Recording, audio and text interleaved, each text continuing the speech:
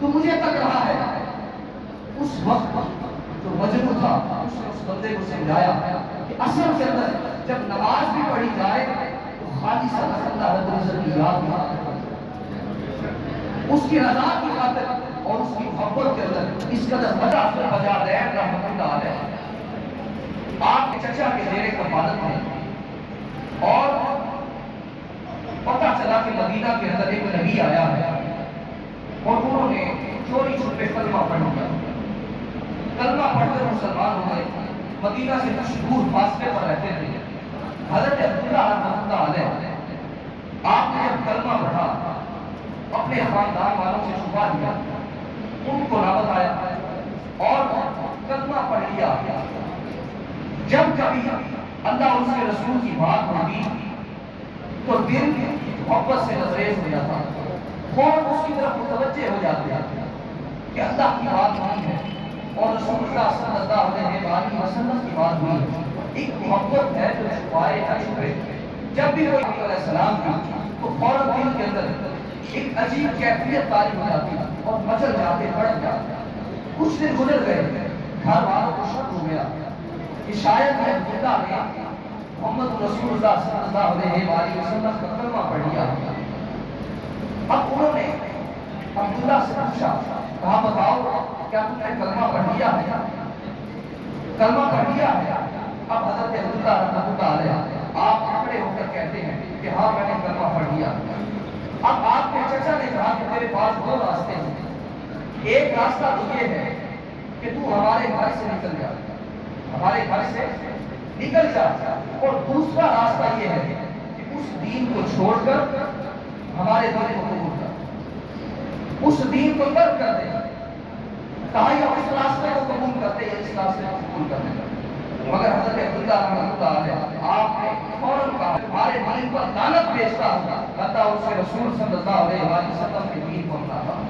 چچا نے گھر سے نکال دیا اور کپڑے تھے وہ سارے اتار دیے اور بہنا کر کے گھر سے باہر نکال دیا۔ اب ماں تو ماں ہوتی ہے، ماں نے ایک چادر حضرت عبداللہ رحمۃ اللہ علیہ کو دے دی، کہا اس کے ساتھ صدر چھپا دینا۔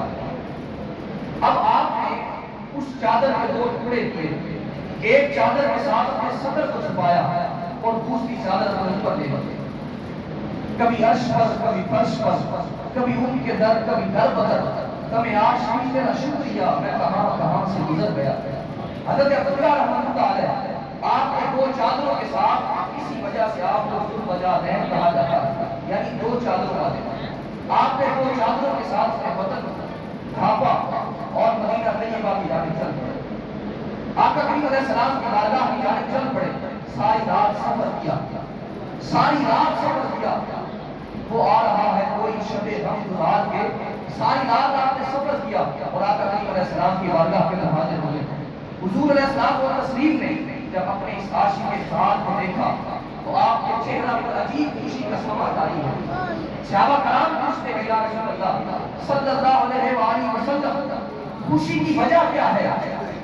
تو پیر میرے علیشہ رحمۃ اللہ علیہ بولے فرقت دی رات اندھیری ہے، جھلی غم دی لال ہنیری ہے، کی رحمت دے وچ دیری ہے، اج سکھ مترا دی ودھیری ہے، کیوں دلڑی اداس ہنیری ہے، لوں لوں وچ شوق چنگیری ہے، اج نینا لائیاں کیوں جھڑیاں۔ آقا کریم علیہ السلام نے اپنی اس عاشق کے ساتھ کو سینے سے لگایا، سینے سے لگا کر اصحاب صفہ کے اندر شامل فرمایا۔ اب رب کی بارگاہ کے اندر انہوں نے اس قدر قربانی دی تو سیدھا بھی بہت بڑا ملنا چاہیے تھا۔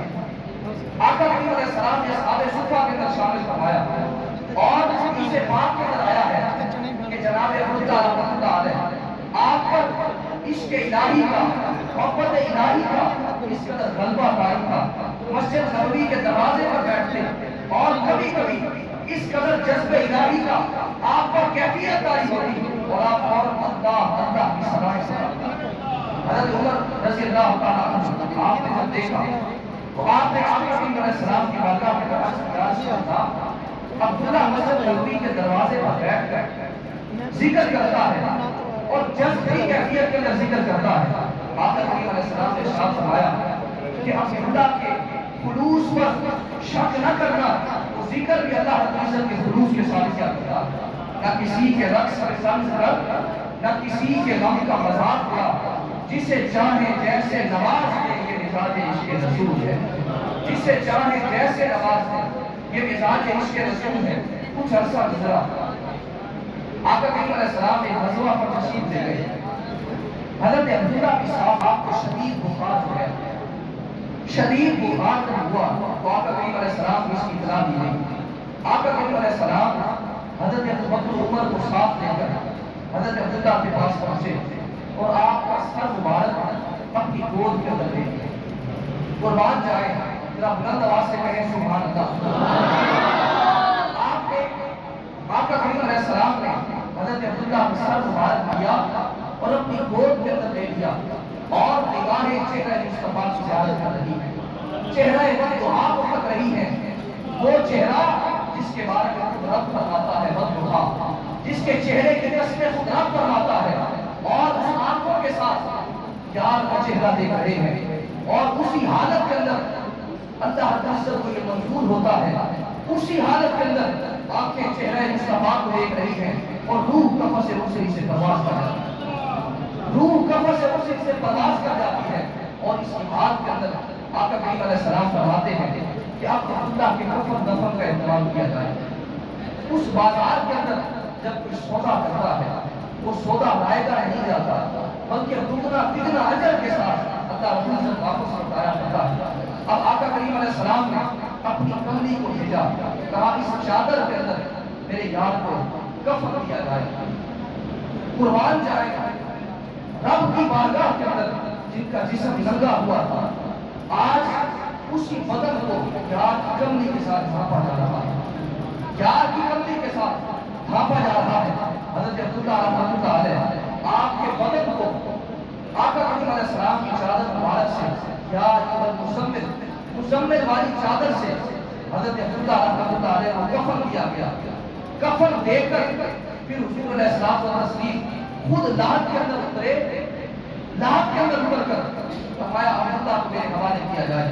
اب آقا کریم علیہ السلام نے عبداللہ کو اپنی باہوں کے اندر لیا اور لحد کے اندر اتار دیا، قبر کے اندر اتار دیا، اور حضرت عمر فاروق رضی اللہ تعالیٰ عنہ بے اختیار ہو کر پکار اٹھے، کہا خدا کی عزت کی قسم، کاش آج اس جگہ پر میں ہوتا، آج میری میت ہوتی اور مصطفیٰ صلی اللہ علیہ وآلہ وسلم اپنی باہوں میں لے کر نیچے قبر کے اندر اتار رہے تھے، حسرت بھری نگاہوں کے ساتھ دیکھ رہے تھے، اور اس قدر مقام ملا جب اس بازار کے اندر سودا کر دیا تو اس بازار کے اندر تو سودا کر لیتا ہے۔ لوگوں دنیا کے اندر کوئی حسن ایسا نہیں رکھا تو اس کے حسن کے برابر نظر دے سکے، کوئی عشق ایسا نہیں رکھا تو اس کے عشق کے برابر نظر دے سکے۔ یہ ساری زندگی فانی ہے، باقی سے عشق کرو، فانی سے عشق نہ کرو۔ جب باقی سے عشق کرو گے تو تمہیں بھی بقا مل جائے گی، پھر تمہارا جسم فنا ہو جائے گا مگر تمہاری روح کو دراصل بقا مل جائے گی۔ اس وقت ہوتا ہے جب انسان محبت الہی کے اندر سرشار ہو جاتا ہے، اور اللہ رب العزت اس بندے سے کیسے محبت کرتا ہے۔ یہ تو محبت الہی ہے، یعنی اللہ رب العزت کی محبت کا کوئی کام کرتا ہے، پھر اس کے بعد اللہ رب العزت اپنے بندے سے کیسے محبت فرماتا ہے۔ فرمایا الذین ينفقون فی السراء والضراء، فرمایا اللہ رب العزت کی بارگاہ کے اندر جو لوگ اس راستے کے اندر خرچ کرتے ہیں۔ اب میں آپ کو گارنٹی کے ساتھ بتا رہا ہوں، کوئی ایسا عقیدہ نہیں ہے کہ آپ اس قدر مدارس بنوا لیں، مسجدیں بنوا لیں، لوگوں پر خرچ کر لیں، افطاری کا اہتمام کر لیں، مگر عبادت کے قریب بھی نہ جائیں، ذکر و عبادت کے قریب بھی نہ جائیں۔ کوئی ایسا عقیدہ نہیں ہے۔ ٹھیک ہے، وہ عمل نیک عمل ہے، خیر کا کام ہے، اگر صحابہ کرام نے جنگیں بھی لڑی، غزوات کے اندر بھی شرکت کی، اور صحابہ کرام نے آقا کریم علیہ السلام کے احکامات پر بھی اپنی زندگی کو بسر کیا۔ فرمایا الذین ينفقون فی السراء، اللہ رب العزت کے برگزیدہ بندے وہ ہیں جو اللہ رب العزت کی بارگاہ کے اندر خرچ کرتے ہیں۔ دوسری نشانی بیان فرمائی، فرمایا والکاظمین الغیظ، غصہ کو پی جاتے ہیں۔ اب ذرا ہاتھ اٹھا کر آپ نے یہ بتانا ہے کہ آپ کو غصہ کس بات پر آتا ہے۔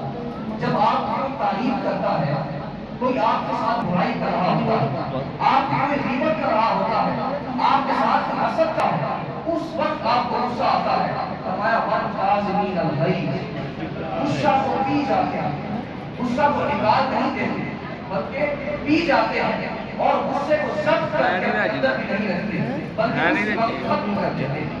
یہ دوسری نشانی بیان فرمائی۔ تیسری نشانی بیان فرمائی، فرمایا وَالْعَافِينَ عَنِ النَّاسِ، اور لوگوں کی ظلم زیادتی سرزد ہو جاتی ہے تو لوگوں کو معاف کر دیا کرتے ہیں۔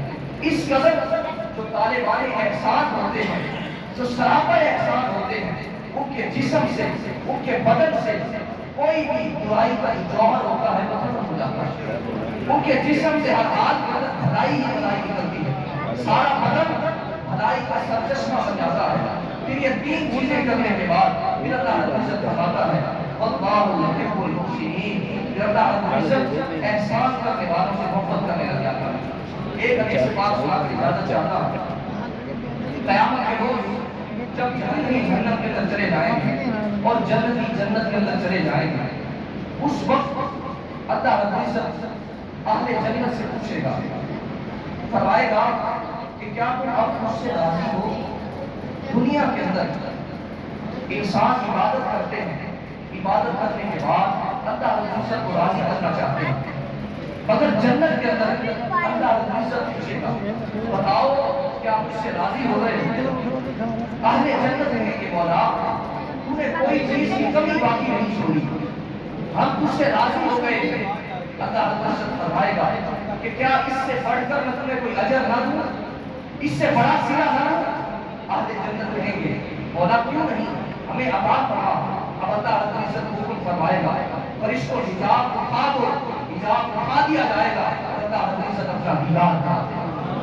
اپنا دیدار، جب وہ شراب، وہ عشق کی شراب، جب وہ دیدار کی شراب جب ایک گھونٹ میں مل جائے گی تو اہل جنت بیتاب ہو جائیں گے، تڑپ جائیں گے۔ پھر ہر جمعہ کو اللہ رب العزت اس کا دیدار کرایا کرے گا، اور اہل جنت کہ اس وقت ہوگا فرمایا وَاللَّهُ يُحِبُّ الْمُحْسِنِينَ، اللہ رب العزت احسان والوں سے محبت فرماتا ہے، اور احسان والے جنت کے اندر، جنت والسماوات والارض اعدت للمتقین، فرمایا جنت کی چوڑائی زمین اور آسمان کے برابر ہے، فرمایا یہ تیار کی گئی ہے متقین کے لیے۔ پھر فرمایا وَمَن يَعْتَصِم بِاللَّهِ فَقَدْ هُدِيَ إِلَىٰ صِرَاطٍ مُسْتَقِيمٍ، اللہ رب العزت کے دامن کو تھام دیتا ہے، فَقَدْ هُدِيَ إِلَىٰ صِرَاطٍ مُسْتَقِيمٍ، تو وہ سیدھے راستہ کو پا دیتا ہے۔ اسی خیال کے ساتھ اللہ رب العزت ہماری آج کی حاضری کو اپنی پاک بارگاہ میں